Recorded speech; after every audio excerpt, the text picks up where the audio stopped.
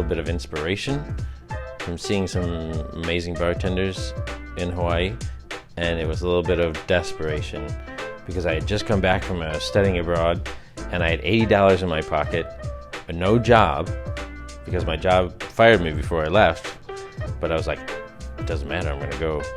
So I get back, I got $80 in my pocket, I don't know what to do, and what did I do? I went drinking, like what most of us do.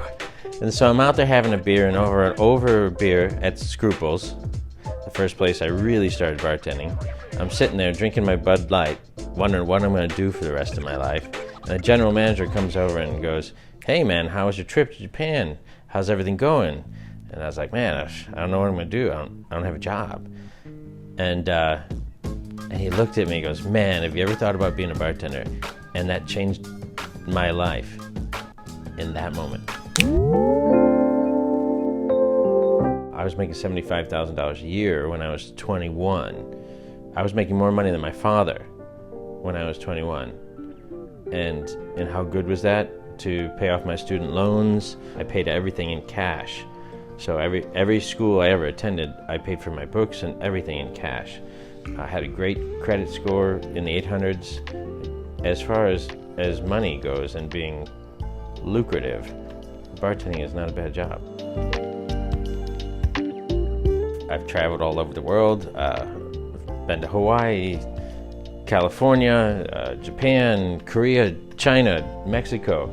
I've bartended in just about all of them with just these two hands. So it's one of those jobs where you can go to any country and you don't really need to speak the language in every situation. A gin and tonic is a gin and tonic, a Corona is a Corona. You know, they might have a little different pronunciation, but it's pretty close. It's one of those jobs where you can learn the basics and travel just about anywhere in the world. Last time I was in Mexico, I got to jump behind the bar and bartend because that's how cool the bartender was. There's not many professions like that. This is not a job where you need to buy any, special equipment. You don't need $10,000 of lighting and camera equipment to be a bartender. You don't need, $5,000 for a new turntable and speakers. This is one of those professions where you don't have to lug around a lot of equipment. You show up, and usually what you need is there waiting for you.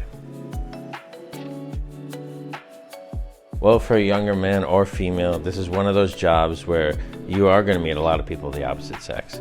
You are going to meet a lot of people.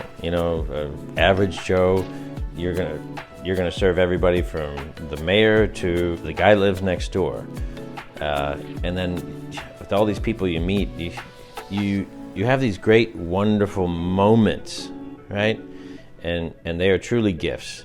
One of my favorite things about meeting people is when they open up, they'll say things to you that they won't tell the rest of their family. They'll say things to you that they won't tell their priest.